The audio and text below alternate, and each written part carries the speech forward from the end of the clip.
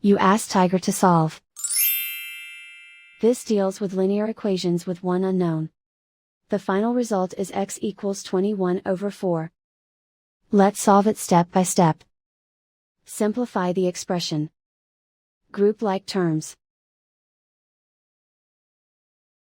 Simplify the arithmetic.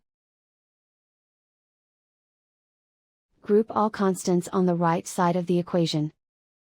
Add 14 to both sides. Simplify the arithmetic.